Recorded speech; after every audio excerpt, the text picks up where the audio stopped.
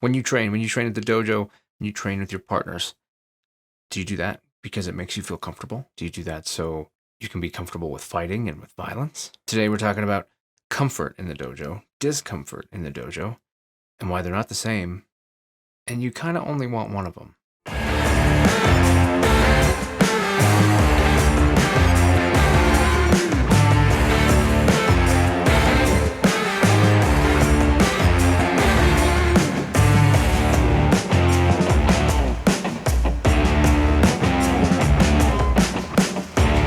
Hey, what's up? I'm Ken. This is kenfuTV, and each week I release videos in the martial arts, philosophy, technique, training, that sort of thing. So if that's the kind of thing you're into, glad you're here, glad you're around. Be sure to drop a comment, like this video if you like this video, double tap that like button if you don't, and make sure you subscribe while you're here.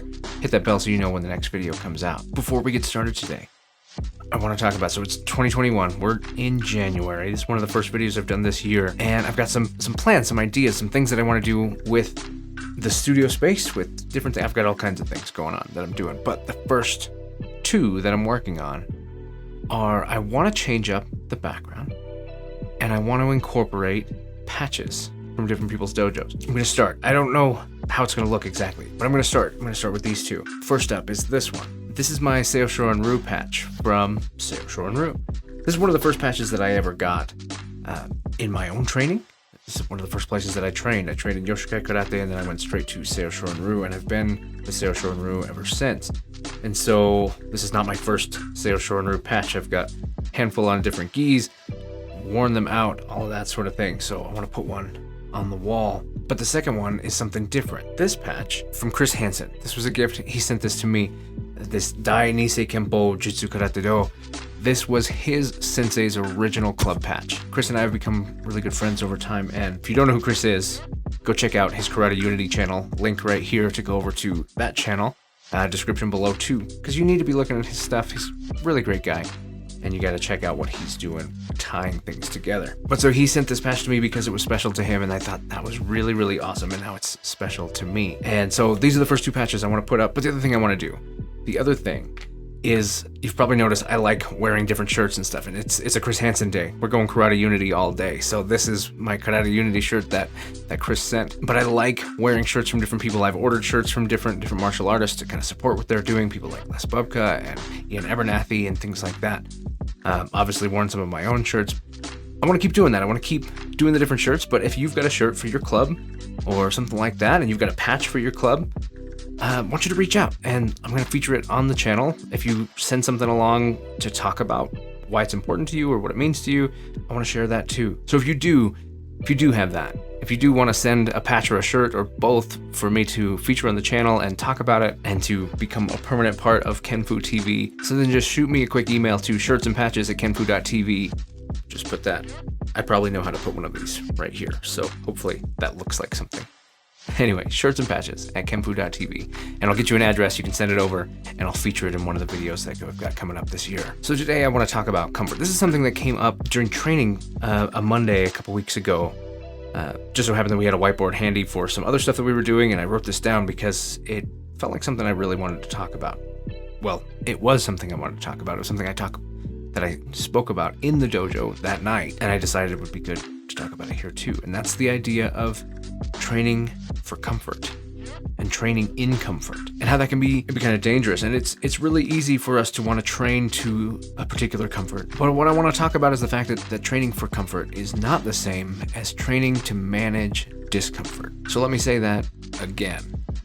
Training for comfort is not the same as training to manage discomfort. This is important. This is a big deal. A lot of times when we walk into the dojo, initially, that's a difficult thing. It is uncomfortable, and we learn to manage that. We start developing skills. We feel awkward. We feel like a stumbling deer, and we don't even know how to put our legs underneath us yet. But over time, we develop some basic skills, and we become comfortable. And then we test for rank or do whatever, and then there's more training that happens, and we continue to move up. We accept new skills. We work hard, and we build towards a higher comfort level. Sometimes it's really easy to resist discomfort and to not necessarily want to push yourself out of that bubble and do something because it's difficult. And I'm here to tell you what I believe, which is that training to manage discomfort is the most important skill.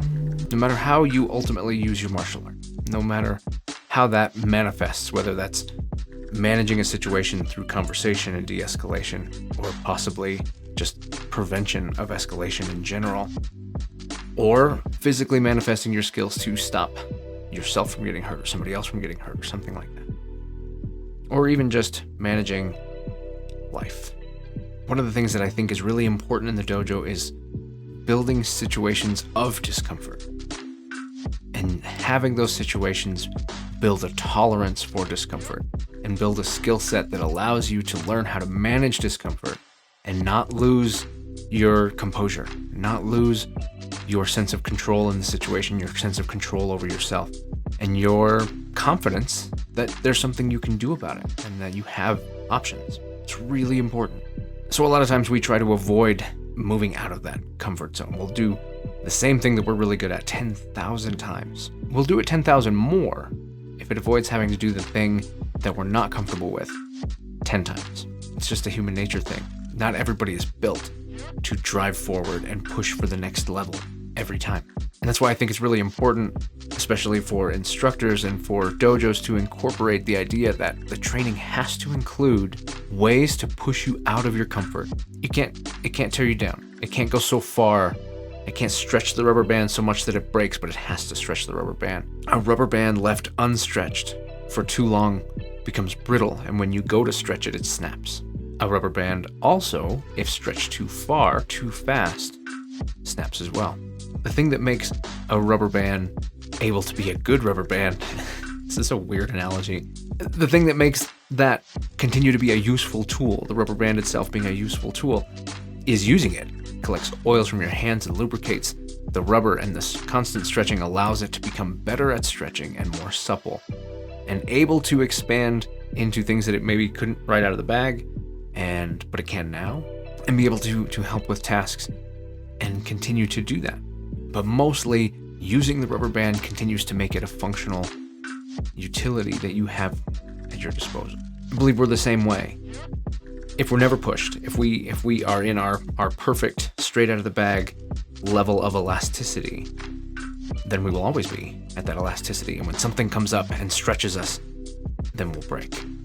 We'll not handle it. We won't be able to. But similarly, if we're put in the position, so the dojo should be the place that the rubber band gets exercised, that it gets used, and it becomes comfortable being small, large, and whatever, and it does the things that it needs to do. If the dojo is the place that stretches you to your breaking point and then goes further and actually breaks you, then it's not good. It's probably worse. So your straight out of the bag version of yourself may never actually be tested. You may never be in a position where your ability to cope is ever truly tested. So if you get put into a position that forcibly breaks you, well, that's a guarantee that you'll break. So you could have, I might break if I'm not careful and if I'm never tested, to I will definitely break. So that spot in the middle has to be, let's prepare for the potential that I might be tested. I might have to learn how to cope. I might have to learn how to manage or adapt.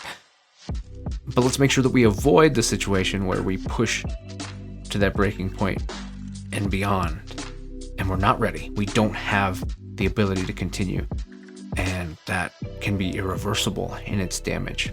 That was a lot of words and a really weird analogy, but at the end of the day, what I want to say is make sure that you're training to manage discomfort, that you're learning how to cope and adapt and improvise and rely on yourself in a way that's going to back you up in situations where it needs to be done. Don't just go to the dojo and do the same things you've always done because it's comfortable. Honestly, I've seen that before in dojos, and that's where you see high-ranking people become really indignant about little tiny things, and it's because those little tiny things are testing them outside of their comfort zone. They've gotten used to being the guy at the top that's never tested or proven. People just expect it because of the belt or the rank or how he talks or what he says or what people say about him. And then when situations change and they need to do something, get uncomfortable, and a lot of times that leads to abuse in the dojo where, don't talk to me like that, you don't question your sensei, you don't do these things. And a lot of times that's because I don't have the comfort to back my own self up. I don't have the ability to cope with the questioning, and I'm not pushing myself out of my own comfort zone to become better. And so I lash out as a way to try to control whether or not the situation is testing me. So train to manage discomfort.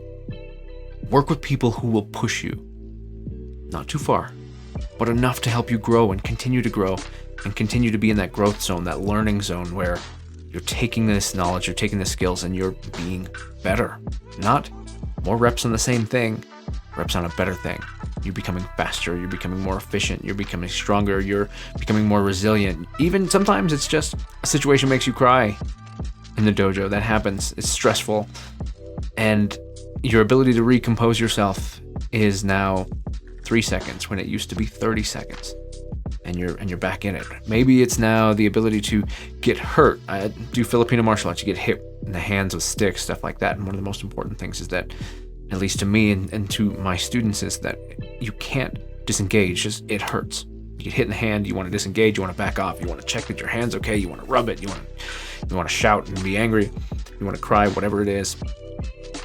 But meanwhile, the only reason that you're not being punished for that is because the person who hit your hand wasn't actually trying to hurt you.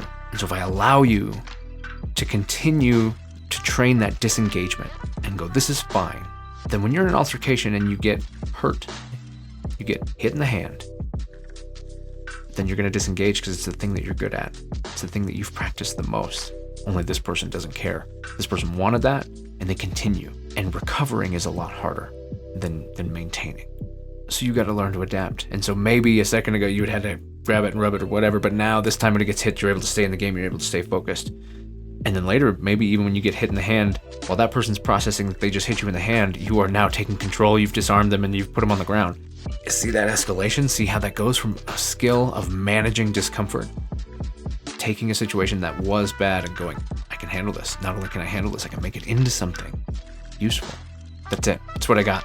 It's just something that I find important. So I hope that you drop in the comments your ideas on managing comfort and training to be comfortable versus training to manage discomfort, and how important that is, or maybe some stories of how that has affected you and how that's helped you. Speaking of comments, we'll go ahead and cut out, and we'll cut to comments from last week, and we'll discuss the ones from that video. Be right back. Okay, so let's talk comments. So last week was kind of a video out of the ordinary for me because it was about Cobra Kai and just, well, at least some thoughts that I had while watching Cobra Kai. And let's talk about that. So let's talk about the comments that you guys had here. So Kyokushin Society says, I'm glad you touched up on the subject of bullying and talked a little bit about it. I'm sure we've all experienced it to a certain extent at one point of our lives or another, be it in a physical form or mental form, which I actually find is even more harmful. One that comes to mind is one of my teenager students from back in the 90s that was very shy and started training to get stronger, came back to the dojo. Fast forward 20 years, brought her 2 daughters, 4 and 7 years old, and after all those years, thanked me for helping her deal with being bullied in school and asked me if her 2 daughters can start the karate program, practice martial arts, learn also to get stronger. It's very rewarding to see kids grow up on a strong, humble, good human being in front of your own eyes. That's so cool. Thank you for sharing that story. You know, I have many of my own as well, and I think many dojos probably do. And I think that's so good and so important, and I'm really glad that we're having this discussion. Jeremy Hillard says, I can relate to this on so many levels, from being a bullied kid to starting my training as an adult to even practicing a Korean art and moving into an Okinawan art. 11 years into training now, and my passion and excitement to learn and train is as high as day one. Jeremy, that's awesome. That's so cool, and I hope that passion stays just as up there, and I hope that you continue to comment and let me know how things are going. I just think it's awesome that martial arts was able to help you in this way. I just discovered your channel. Jesus Strong Martial Arts says, I also thought the same thing during that scene, which my wife and I also binged on New Year's Day. Solidarity. One of my students is going through something similar. It's nice to see the producers address this in Cobra Kai. I completely agree. That was exactly what I was thinking when I was watching the show. I was going, man, I'm really happy that the show is including so many different things that should be talked about. They're not always talked about, and they're not always talked about correctly. And probably, I think a lot of people will watch the show and maybe not even notice them, but the people who they matter to will notice. So I completely agree. Little Giant Robo says, long after I watched The Karate Kid, I began training in a traditional style with a lineage that goes all the way back through Motobuchoki. In my training, I have come to the belief that the real karate, here I mean real-world karate meant for self-defense, is somewhere in the middle of Cobra Kai and Miyagi-Do. So at the ending of the season was particularly important for me. Spoilers. Spoiler alert. I'm gonna read this comment, make sure I know what's up. Oh yeah, we're good. We're good. So the ending of the season was particularly important for me. However, while I can't pinpoint a singular moment on this, I would like to know how awesome the women are in this show and how they seem to be the ones that are the key to solving a lot of problems, right? And not only that, I'm going to try not to spoil anything. I think everybody at this point knows that Allie was on this season, and I kind of wondered how they were going to play that out and if it was going to be kind of the typical trope and start some stuff. But how they handled it was awesome.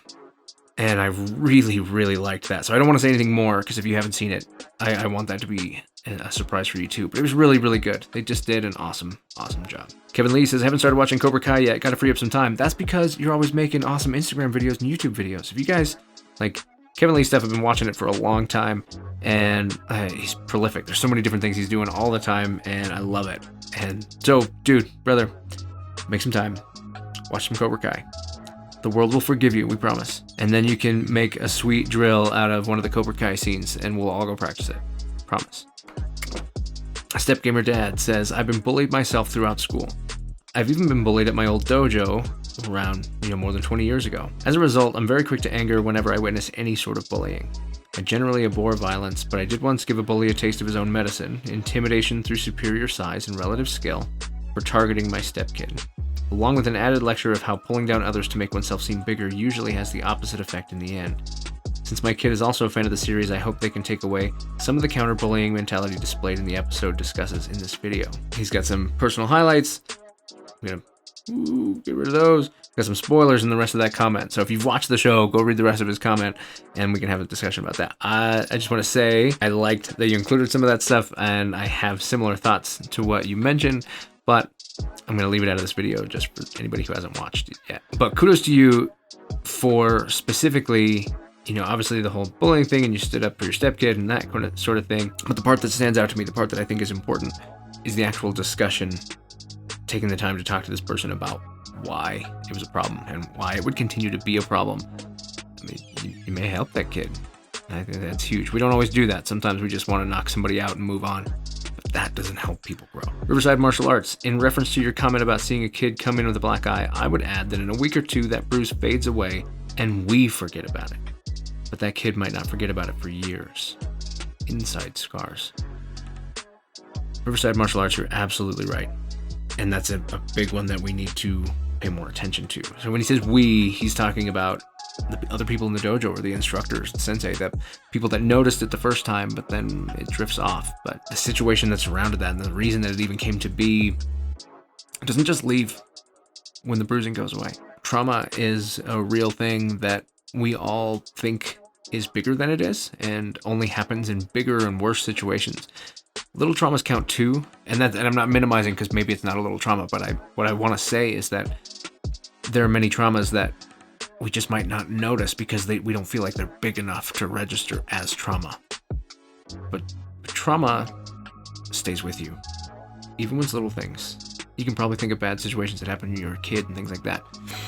If that affected you, especially in a negative way, then that was trauma. Riverside, thank you for this comment. This is big.